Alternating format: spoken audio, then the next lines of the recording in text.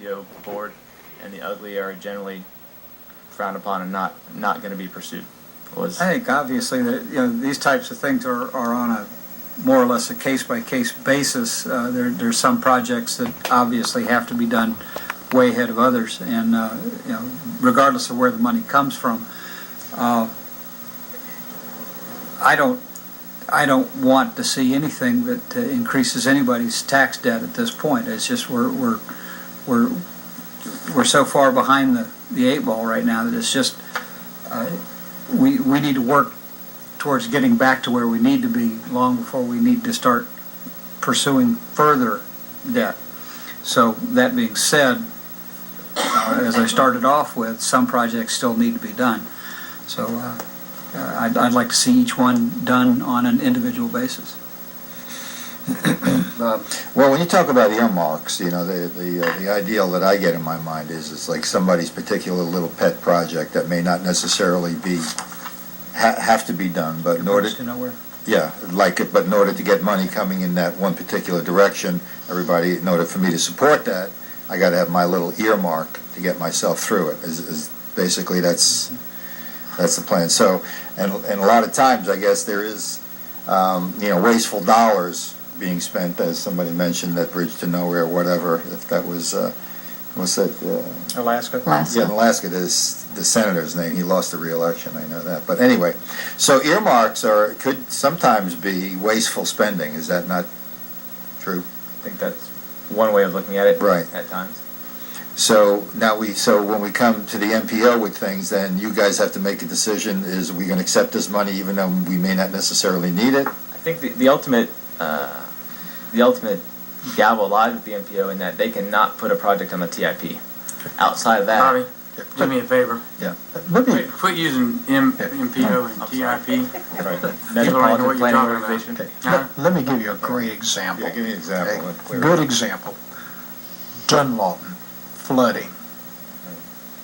Representative Cosmos, Representative Micah, in front of committees, would obtain funding earmarked for Dunlawton to address the funding. The state of Florida will get a note from the Federal Highway Administration that those dollars have been allocated to and deducted from the state of Florida's money. Okay, then the secretary at Tallahassee will call down to the district secretary in DeLand and said, oh, by the way, District 5's money has been reduced by this amount of money because an earmark has been put into the appropriations bill to take care of a flooding problem along Dunlawton. And then in reality, then the MPO gets told that for Volusia County, that money has now been removed from your allocation, and it has now been allocated to this project. That is the reality of how it works.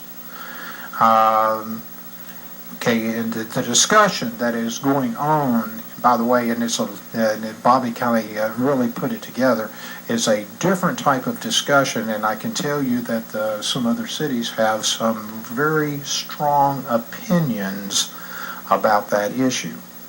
And because what they see is their projects are very essential projects.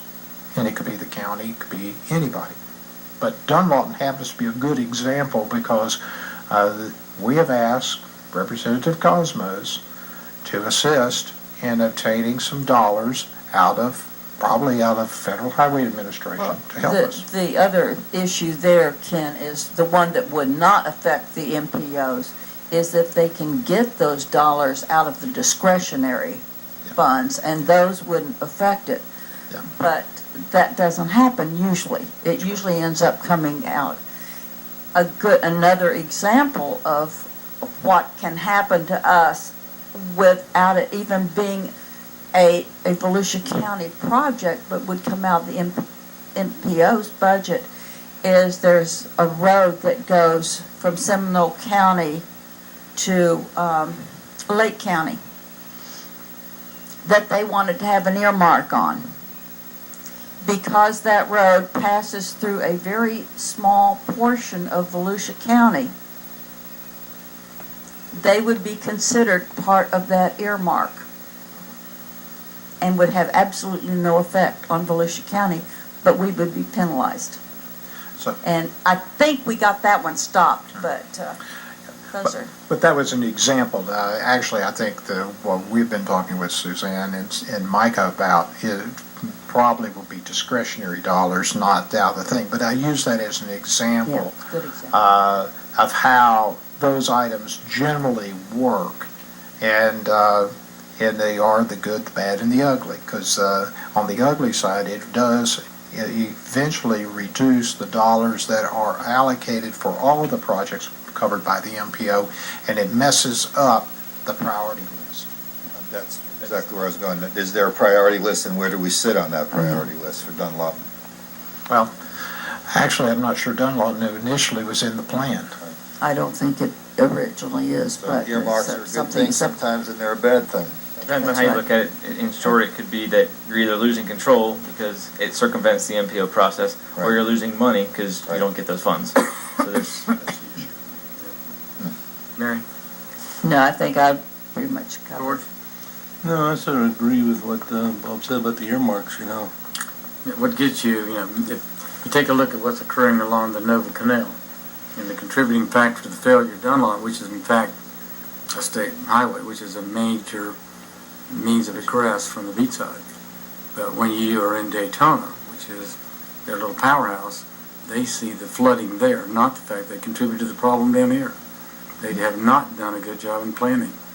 So give me your waste and give me your water, and let's handle it ourselves and try to get the money. It's difficult. Anything else, Bobby? Any other questions?